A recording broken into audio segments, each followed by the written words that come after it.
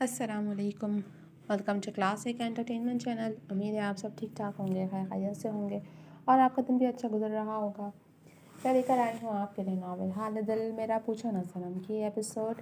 लेकिन नावल के एपिसोड की तरफ बढ़ने से पहले मेरी आपसे एक ही रिक्वेस्ट है कि अगर आपने हमारे चैनल को अभी तक लाइक नहीं किया, सब्सक्राइब नहीं किया, तो जल्दी से लाइक भी कर दीजिए, सब्सक्राइब भी कर दीजिए और बेल आइकन को प्रेस भी कर दीजिए। साथ ही हमारे चैनल को अपने फ्रेंड्स एंड फैमिली के साथ शेयर भी कर दीजिए।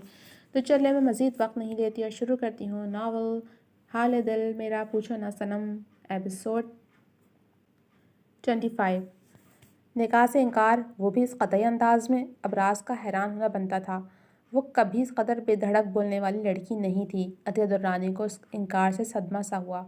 वो तो समझ रही थी कि वो कहेंगी और फरीज़ा सर झुका देगी, क्योंकि वो इतनी फरमाबरदार थी। मिसेस हमीद को यकीन करने में मुश्किल पेश आ रही थी कि सामने खड़ी लड़की उनकी बेटी ही है या कोई और है, क्योंकि वो कभी भी इस तरह से बात ही नहीं करती थी। हलीम और तबीयत की मालिक फरीज़े का ये मुख्तलिफ रूप शॉकिंग ही तो था। तुमने क्या सोचकर ये इनकार किया है? अपनी आंटी की हालत नहीं देख रही? मिसेस हमीद का लहजा सख्त हुआ था। प्लीज़ मम्मी, आप मुझे फोर्स नहीं कर सकती। उसकी नज़रें फरमाबरदारी में झुकी हुई थीं, लेकिन उसके लहजे में बगावत सी महसूस होती थी। आंटी, मैं भी ये नहीं चाहता हूँ, क्योंकि परीज़े को मैंने हमेशा अपनी बहन की नज़र से देखा है। अबराज का बोलना नागुज़ीर हुआ था। सिचुएशन ख़तरनाक रुख इख्तियार कर रही थी। मॉम, आप कहेंगी तो मैं अपनी जान देने को भी तैयार हूँ, लेकिन प्लीज़ मैं ये निकाह नहीं कर सकता। इस मरतबा वो उनका हाथ थामे बेबसी की अमली तफसीर बना हुआ था, लेकिन अतिया दुर्रानी को आज भी अपने अलावा कुछ नज़र नहीं आता था। फिर अबराज की बेबसी वो कहाँ देख सकती थी? उन्होंने तो कभी उसका दिल नहीं देखा था, उसके जज्बात और एहसासात का ख्याल नहीं रखा था, तो अब उसकी बेबसी कहाँ नज़र आती उन्हें? अतिया दुर्रानी इन सब बातों के बाद कुछ नहीं बोली थी, बल्कि एकदम से फूट फूट कर रोने लगीं। तो वो सारे उनकी इस तरह से रोने पर परेशान होकर साथ बौखलाए भी थे। मॉम प्लीज़, आपकी तबीयत बिगड़ जाएगी। अबराज ने उनका हाथ पकड़कर चूमा था। अतिया, क्यों रोकर ख़ुद को हलकान कर रही हो? ये दोनों बेहिस हो चुके हैं, इन्हें परवाह नहीं रही हमारी, न हमारी खुशियाँ अजीज़ हैं इन्हें। फरीज़े को पीछे करते वो खुद उनका हाथ पकड़कर सहलाने लगी थी और साथ एक तेज़ नज़र अपनी बेटी पर भी डाली थी, जो बस अब रो देने के दर पे थी। मैं वो बदनसीब औरत हूँ जिसे कभी कोई खुशी नहीं मिली, वो नम लहजे में कहती। अबराज के हाथ से अपना हाथ खींच गई तो अबराज के दिल पर हाथ पड़ा था। उसकी माँ उससे नाराज़ हो चुकी थी। उसने अपने खाली हाथों को देखा और दूसरी खाली नज़र परेशान से खड़ी फरीज़े पर डाली। उसी वक्त फरीज़े ने भी अबराज की जानिब देखा था। अबराज को देख यूँ गुमां हो रहा था कि आहिस्ता आहिस्ता उसकी जान निकल रही हो। तुम फिक्र मत करो, इनका निकाह आज ही होगा, ज़रूर होगा। अगर ऐसा नहीं किया इन दोनों ने तो हम भी ज़िंदा नहीं रहेंगे। क्या फ़ायदा है ऐसी ज़िंदगी का? सारी उम्र इन नाखल्फ औलाद को दे दी और बदले में औलाद हमारे साथ ये कर रही है। मिसेस हमीद ज़िद्दी अंदाज में कहती अतिया दुर्रानी के साथ ही बैठ चुकी थी, जबकि अतिया दुर्रानी के चेहरे के तासुरात बताते थे कि वो अपनी दोस्त की बात से मुत्तफ़िक़ हैं। मैं निकाह पर निकाह नहीं कर सकती। उसे एक मरतबा फिर उन सब की समात पर बम फोड़ा था। मिसेस हमीद तेज़ी से उठकर खड़ी हुई थी। निकाह पर निकाह? ये बात कहते उनकी ज़ुबान लड़खड़ाई थी। जी, निकाह। मैं एहसन से निकाह कर चुकी हूँ। उसका इतना कहना था कि मिसेस हमीद का हाथ उठा और उसके चेहरे पर अपनी छाप छोड़ गया। आंटी! अबराज तड़प कर उनके करीब आता फरीज़े के शोल्डर पर हाथ रखे उसे उनसे दूर ले गया। तुम मर क्यों नहीं गई फरीज़े? या मैं मर जाती तो ये आज दिन तो ना देखना पड़ता। वो सीना पिटते जाहिल औरतों की तरह बैन डालने लगी तो फरीज़े तड़प कर अबराज का हाथ हटाते उनके करीब आई। मम्मी प्लीज़ यूँ मत करें। उसने उनके हाथ थामने चाहे थे कि उन्होंने गुस्से के आले में उसे दोनों हाथों से पीछे धकेला तो वो एकदम लड़खड़ा गई। इससे पहले कि अबराज उसे पकड़ता वो एकदम से ज़मीन पर जा गिरी थी और उसका माथा बेड के साथ रखी टेबल से जा लगा था। फरीज़े, तुम ठीक हो? अबराज बरक रफ्तारी से उस तक आया और उसे पकड़कर जूं ही उसे सीधा किया तो उसके माथे से खून निकलते देख वो परेशान हो उठा। अबराज ने वक्त ज़ाया किए बगैर जल्दी से जेब से रुमाल निकालकर उसके माथे पर रख कर खून रोका और उसे अपने सहारे से उठाकर खड़ा किया। मैं आपको एक तहम्मुल मिजाज नफीस खातून समझता था, लेकिन आज आपके गैर इंसानी सलूक ने बता दिया है कि आप में ये दोनों सिफात मौजूद नहीं हैं। आज के बाद अगर किसी ने फरीज़े पर सख्त नज़र भी डाली तो इससे अबराज अफ़गान के कहर से टकराना होगा।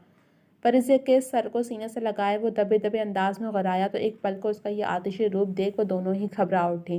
जज्बातीपन में शायद उन्होंने काम बिगाड़ दिया था। हम इंसान हैं, कठपुतली नहीं। चलो फरीज़े, जताते अंदाज में कहते वो उसे लिए कमरे से निकलता चला गया, जबकि पीछे वो दोनों ही हैरान परेशान हो चुकी थी कि आखिर बाजी पलटी कैसे। ड्रेसिंग करवा के वो फरीज़े को घर छोड़ के सीधा हॉस्पिटल के लिए निकला था। غصہ اپنی جگہ، لیکن وہ اپنی موم کو اکیلا تو کبھی بھی نہیں چھوڑ سکتا تھا۔ اس سب کے باوجود اس کے دل و دماغ سے پاکیزہ گل کا خیال ایک پل کو بھی محو نہیں ہوا تھا۔ اس نے ایک دم کال لگائی، جو پہلی ہی بیل پر کال ریسیو کر لی تھی۔ زندگی میں سوچا نہیں تھا کہ ایسا موقع بھی آئے گا جب میں ابراز افغان اصفہانی احسن کو شکریہ کہہ رہا ہوں گا۔ خیر تم جہاں بھی ہو فوراً سے میرے گھر جاؤ، پریزے کو تمہاری اشد ضرورت ہے۔ احسن جو اس کی شکریہ والی بات پر الجھ رہا تھا، اس کی گھر جانے والی بات سن کر اس کے اعصاب الرٹ ہوئے تھے۔ کیا مطلب؟ پریزے ٹھیک تو ہے؟ اس کے لہجے کی بےتابی ابراز کے لبوں پر مسکان لے آئی۔ اس کا انداز بتاتا تھا کہ پریزے اس کی زندگی میں کتنی اہمیت اور کیا مقام رکھتی ہے۔ پریزے کی ممی یہاں آ چکی ہیں اور اس نے اپنے نکاح والی بات ڈسکلوز کر دی ہے۔ اس کے سنجیدگی سے اصل بات بتانے پر احسن کے چہرے کے عضلات میں واضح کھچاؤ سا آیا تھا۔ ہاسپٹل میں ایسا کیا ہوا کہ اسے یہ بات ڈسکلوز کرنی پڑی؟ وہ سب جانتا تھا، پھر بھی انجان بنتے سوال پوچھ بیٹھا۔ موم کی کنڈیشن کافی کرٹیکل تھی اور وہی ڈرامہ سچویشن کریٹ ہوئی ہوگی۔ انہوں نے آپ کا پریزے کا نکاح کروانا چاہا ہوگا اور پھر پریزے نے اپنی نکاح والی بات کو ڈسکلوز کر دیا ہوگا۔ یہی بات ہے نا؟ احسن نے اس کی بات بیچ سے اچک لی تھی۔ وہ کان میں بلوٹوتھ لگائے بات کر رہا تھا اور ساتھ ساتھ اس کے ہاتھ بھی اسی رفتار سے چل رہے تھے۔ اس نے کوٹ پہن کر شوز پیروں میں چڑھائے اور اپارٹمنٹ سے باہر نکلتا ڈور لاک کر کے لفٹ کی جانب بڑھتا شرارت بھری سنجیدگی سے بولا، ایسا ہی ہے۔ خیر اس خفیہ نکاح کے کارنامے کی بات پرس میں بعد میں کروں گا، ابھی جو کہا ہے وہ کرو، میرے گھر چلے جاؤ، لوکیشن سینڈ کر دی ہے میں نے۔ اس مرتبہ اس کا انداز وہی پرانے والا ہو چکا تھا، یعنی آدم خور از ریٹن۔ گلے کیسی ہے؟ میری تو کالز تک نہیں لے رہی۔ اس نے ٹاپک چینج کیا۔ ٹھیک ہے، مجھ معصوم سے خاطر مدارات کروا کے ابھی کچھ دیر پہلے ہی گھر کو نکلی ہیں۔ اس کے مفصل جواب پر وہ مطمئن ہوا تھا۔ جنید درانی کے آفس کیا کرنے گئی تھی وہ؟ اس مرتبہ اس کے بات کرنے کا انداز سرد ہوا۔ اس سوال کا جواب کل آپ کو آفس سے ملے گا، مجھے لیٹ ہو رہا ہے تو گڈ بائے۔ عجلت میں کہتے اس نے کال کٹ کی اور گاڑی پارکنگ سے نکال کر روڈ پر ڈال دی۔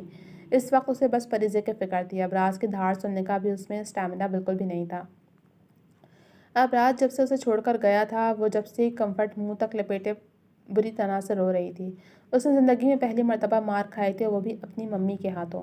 پہلے تو وہ شوق تھی، لیکن اب وہ اس مار کی تکلیف برداشت نہیں کر پا رہی تھی۔ مار سے زیادہ اسے اپنی ممی کے برتاؤ نے ہرٹ کیا تھا۔ وہ کیسے اس کے ساتھ یوں غیر انسانی سلوک کر سکتی تھیں؟ اسے تو آج وہ اس کی ممی لگ ہی نہیں رہی تھی۔ احسن کے آنے کی اطلاع ابراز افغان اپنے خاص ملازم کو دے چکا تھا، جب بھی وہ آسانی سے پریزے کے کمرے تک رسائی پا گیا تھا۔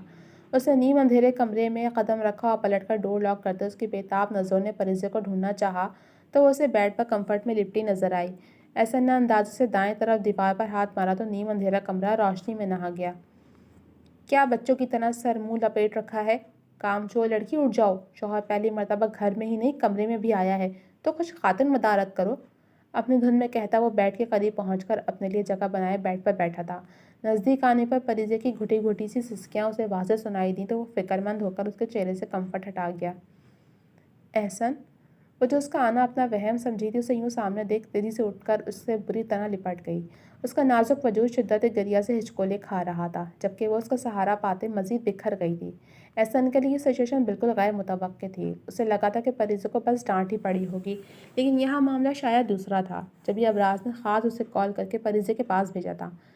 ادھر مجھے دیکھو پریزے، اس نے زبردستی اسے خود سے الگ کرتے جو ہی اسے روبرو کیا تو گویا اس کی حالت زار دیکھ احسن کا دل کسی نے مٹھی میں لے کر مسل ڈالا تھا۔ بکھرے بال، سوجا ہوا گال جو ہلکا سا نیلا سا پڑ گیا تھا، ماتھے پر چوٹ پٹی لگی ہوئی تھی، سرخ سوجی آنکھیں اور ہچکیاں بھرتے کپ کپاتے اس کے سرخی مائل لب جس سے بس خون چھلکنا ہی باقی رہتا تھا۔ کس نے کیا یہ سلوک تمہارے ساتھ؟ وہ بولا تو اس کا لہجہ برف جیسے ٹھنڈا تھا، جبکہ چہرے کے تاثرات سخت پتھریلے ہو گئے تھے۔ ممی نے مارا ہے احسن، پہلی مرتبہ انہوں نے مارا مجھے، میرا گال جل رہا ہے اور مجھے ماتھے پر بھی چوٹ لگی ہے، وہ کمر پر بھی، لیکن مجھے زیادہ درد دل میں ہو رہا ہے۔ وہ ایک مرتبہ پھر اس کے سینے میں چھپی کسی معصوم بچے کی طرح شکایت لگاتی ہچکیاں بھر رہی تھی۔ اس پر گزری واردات کو سن کر احسن کا اپنا دل بھی گویا بھر سا آیا تو وہ آنکھوں کی نمی چھپائے اس پر گرفت بناتا اس کا سر بار بار چومنے لگا۔ اس نازک سی جان کے لیے سب برداشت کرنا آسان نہیں تھا۔ احسن کو اس کی حالت تشویش میں مبتلا کرنے لگی تھی۔ آپ ٹھیک تھے احسن؟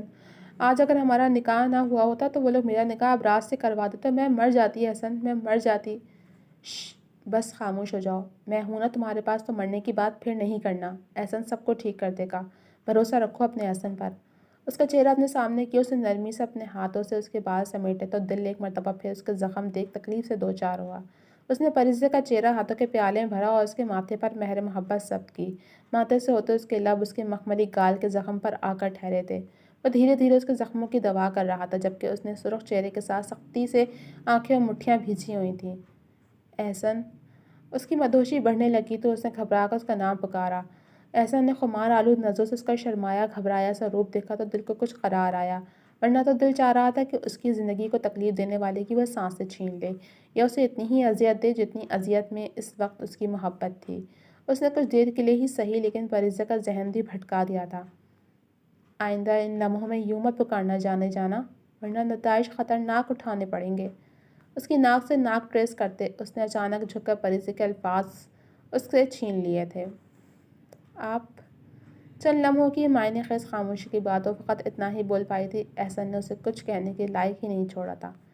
اپنا ضروری سامان رکھ لو۔ وہ ایک دم ہی کسی فیصلے پر پہنچ کر ابراز کو ٹیکسٹ کرنے لگا۔ کیوں؟ وہ حیران ہوتی چہرہ اوپر کو اٹھائے اسے دیکھنے لگی، جو ٹہلتے ہوئے تیزی سے موبائل پر میسج ٹائپ کر رہا تھا۔ تم میرے ساتھ چل رہی ہو، تمہاری حالت دیکھنے کے بعد اب کم از کم میں تمہیں یہاں چھوڑنے کا رسک نہیں لے سکتا۔ اس نے بات کے اختتام پر ایک سنجیدہ مگر نرم نظر اس کے حیران پریشان چہرے پر ڈالی تھی۔ مگر اس نے کچھ کہنا چاہا تھا کہ احسن نے اسے نرمی سے ٹوک دیا۔ پریزے، نو آرگیومنٹس، جلدی کرو ورنہ میں یہ کام خود بھی اچھے سے کر سکتا ہوں، پھر بعد میں تم ہی مجھ سے شرماتی پھرو گی۔ اس کے شوق بھرے انداز میں وارننگ دینے پر وہ بوکھلا کر اٹھ کھڑی ہوئی۔ مگر ابراز، لو بات کرو۔ اس نے اپنا فون پریزے کی جانب بڑھایا جس پر ابراز کو کال جا رہی تھی۔ پریزے نے جھٹ فون کان سے لگایا کہ کال ریسیو ہو چکی تھی۔ ابراز، یہ احسن، اس نے بات شروع کی تھی کہ ابھی جو احسن کہہ رہا ہے وہ مان جاؤ، باقی باتیں میں جب سامنے آؤں گا تو پھر فرصت سے کریں گے۔ عجلت میں کہتے اس نے کال منقطع کر دی تھی۔ اب خوش؟ جاؤ جلدی سے ریڈی ہو جاؤ۔ پھیکی ہی صحیح یارو، مگر رخصتی تو ہو رہی ہے۔ اس نے ماحول کو بوجھل نہیں رہنے دیا تھا، ورنہ وہ جانتا تھا کہ پریزے نے پھر سے رونا شروع کر دینا تھا، اسی لیے احسن نے اسے موقع ہی نہیں دیا تھا، بس خود میں الجھا لیا تھا۔ ارے وہ تو ابھی بچی ہے، معصوم ہے بالکل، چالاکیاں کہاں آتی ہیں اسے، بنا لیا ہوگا کسی لڑکے نے بے وقوف اپنی چکنی چپڑی باتوں سے، نہ جانے کس لڑکے کی باتوں میں آ گئی ہے۔ تم فکر نہ کرو عطیہ، میں اس لڑکے سے جلد سے جلد چھٹکارا دلا دوں گی، پھر ہم ابراز اور پریزے کی شادی کروا دیں گے۔ وہ عطیہ درانی کو تسلیاں دے رہی تھی، جبکہ ان کی سوچ کی اڑان کافی اونچائی پر تھی، جبھی وہ ان کی بات نہیں سن پا رہی تھی۔ جبکہ دروازے کے باہر ٹھہر کر احسن کا میسج ریڈ کرتے ابراز نے یہ ساری باتیں سننے کے بعد اگلے ہی پل اسے پریزے کو لے جانے کی اجازت دے ڈالی تھی۔ اس نے ایک نظر پھر احسن کے میسج کو پڑھا تھا۔ محبت اگر تکلیف میں ہو تو دل کی حالت اس مچھلی کی مانند ہو جاتی ہے جو پانی سے نکل کر تڑپ رہی ہوتی ہے۔ میں نے اپنی محبت کو جب بے حال دیکھا تو جی کیا اس پوری دنیا کو آگ لگا دوں۔ وہ رو رہی تھی اور میں مر رہا تھا۔ اس کی گھٹی گھٹی ہچکیاں میری روح میں اترتی مجھے قفس سے روشناس کروا گئیں۔ اب یا تو میں پریزے کو اپنے ساتھ لے کر جاؤں گا یا پھر میں اس کی ممی کے خلاف مقدمہ درج کرواؤں گا۔ اب آپ بتائیں کیا کروں میں؟ تم اسے لے ہی جاؤ، میری طرف سے اجازت ہے۔ اس کا جوابی میسج بھی سامنے تھا۔ اس رخصتی کے بعد کیا طوفان اٹھنا تھا وہ جانتا تھا، لیکن یہ کرنا بہت ضروری تھا کیونکہ یہاں اب ایک زندگی کا نہیں 4 زندگیوں کا سوال تھا۔ جی تو جناب، اب تک کے صرف اتنا ہی۔ کیسے لگ گیا آپ کو یہ انٹرسٹنگ سی ایپیسوڈ؟ کیا لگتا ہے کیا ہوگا آگے؟ کمنٹ سیکشن میں اپنی رائے کا اظہار ضرور کیجیے گا۔ جلد ملوں گی آپ سے اگلے ایپیسوڈ کے ساتھ، تب تک کے لیے اجازت دیجیے۔ اللہ حافظ۔